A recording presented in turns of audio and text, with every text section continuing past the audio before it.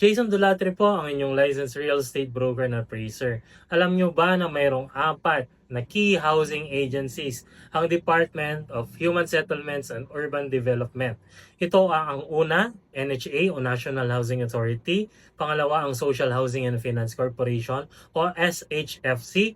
Pangatlo, ang Pag-ibig Fund o Home Development Mutual Fund. At pang-apat, ang National Homes Mortgage and Finance Corporation. Ang NHA o National Housing Authority, ang focus nito ay direktang pagpapatayo ng bahay. Gobyerno ang nagpapatayo ng mga housing project at benepisyaryo nito ay ang maralitang pamilya o informal settlers at mga naapektuhan ng kalamidad. Ang uri ng tulong, aktwal na bahay at relokasyon. Pangalawa, ang Social Housing Finance Corporation naman, ang focus nito is community-based housing. Ang paraan nila ay nagpapautang sa mga organisasyong komunidad.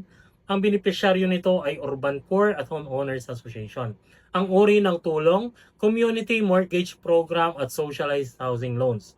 Ang pangatlo, nakasanayan natin, ang Home Development Mutual Fund o Pag-ibig Fund o HDMF. Ang focus nito, savings at housing loans para sa mga miyembro.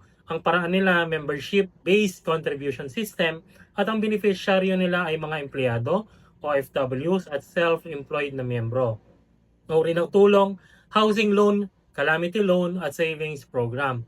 Ang pang-apat, ang National Home Mortgage Finance Corporation o NHMFC.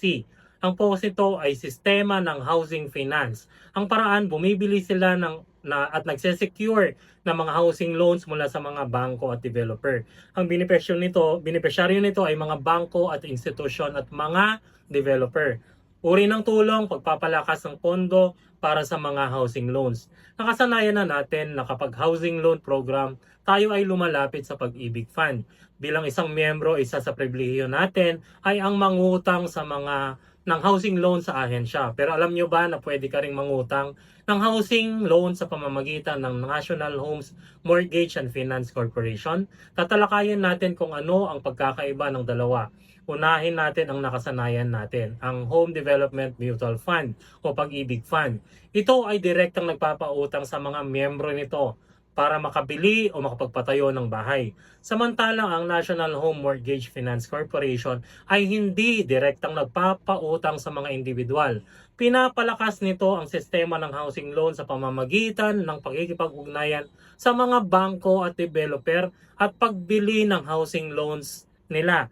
Sa madaling sabi, ang Pag-ibig, direktang loan sa mga tao, ang National Homes Mortgage Finance Corporation ay sumusuporta sa mga housing